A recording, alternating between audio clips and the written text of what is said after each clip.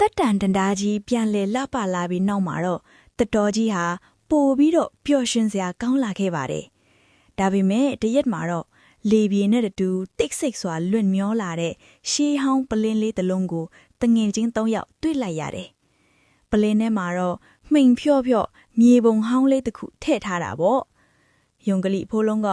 ဟမ်ဒါဘာကြီးလဲလို့စူးစမ်းစွာမေးလိုက်တယ်။မိမိကမြေပုံကိုတေးသေးချာချာကြည့်ပြီးဒါဟာတစ်တော်ရဲ့အဆုံးပိုင်းမှာရှိတဲ့လျှို့ဝှက်စမ်းကျယ်ရတနာကူကိုသွားတဲ့မြေပုံမဲလို့ဝမ်းသာအားရပြောလိုက်တယ်။အဲ့ဒီကူထဲမှာနှစ်ပေါင်းများစွာပုံးကွယ်နေတဲ့တန်ဖိုးရှိတဲ့ရတနာတွေရှိတယ်လို့တရားရီဒီထဲမှာပြောကြတယ်လေ။တငယ်ချင်း၃ယောက်ဟာရတနာကူကိုရှာဖွေဖို့ခီးထွက်ခဲ့ကြတယ်။လမ်းမှာသူတို့ဟာချွန်ထက်တဲ့ကြောက်ဆောင်တွေနဲ့ပြည်နေတဲ့တိတ်ဆိတ်နေတဲ့ခြောက်ကြီးကိုဖျက်ကျော်ရတာပေါ့။စင်ကလေးတုတ်တုတ်ကမကြောက်ကြနဲ့တငယ်ချင်းတို့မကျော်ပေါ်သားတက်ခက်လို့ပြောပြီးအာမန်အပြည့်နဲ့ခက်ခဲတဲ့လမ်းဒီကိုဖျက်ကျော်ပြီးခဲ့ပါတယ်။လမ်းတစ်ချောင်းတုတ်တုတ်ရဲ့ခြေလမ်းတိုင်းဟာမြေကြီးကိုတုန်ခါစေခဲ့တယ်။ခြောက်ကြီးကိုကြော်ဖြတ်ပြီးတဲ့အခါမှာတော့မြေပုံထဲကအကိုင်းကြောက်တောင်ကြီးတွေကြားကအမှောင်တုထဲမှာပုံးကွယ်နေတဲ့ရတနာကူကြီးကိုတွေ့လိုက်ရတယ်။ဂူကတော့ကြီးမားတဲ့ကြောက်တကားကြီးနဲ့ပိတ်ထားပြီးအပေါ်မှာတော့ရှီးဟောင်းစာလုံးတွေရေးထိုးထားတာပေါ့။မိမိလေးကစာလုံးတွေကိုတစ်သေးချာချာဖတ်ပြီး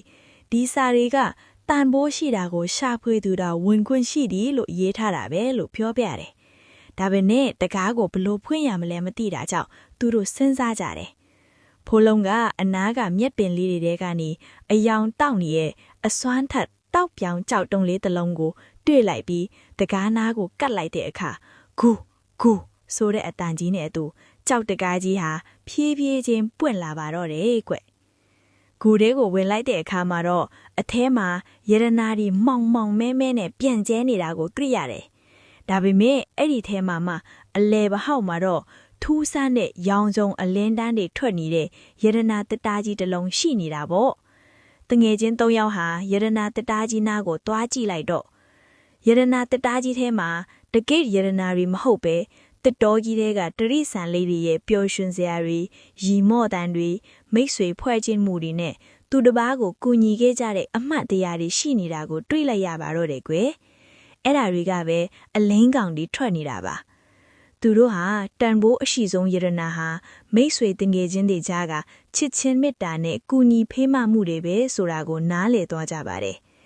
ပျော်ရွှင်စွာနဲ့သူတို့ဟာရတနာတတားကြီးကိုဂူထဲမှာပဲထားခဲ့ပြီးတစ်တော်ကိုပြန်လာခဲ့ကြပါတယ်။လမ်းတစ်လျှောက်မှာတော့သူတို့ဟာတယောက်နဲ့တယောက်ပို့ပြီးတော့ချစ်ခင်တွေ့တာသွားကြပါတော့တယ်လी။နောက်ညဒီမှပြန်လဲဆုံတွေ့ကြမယ်နော်။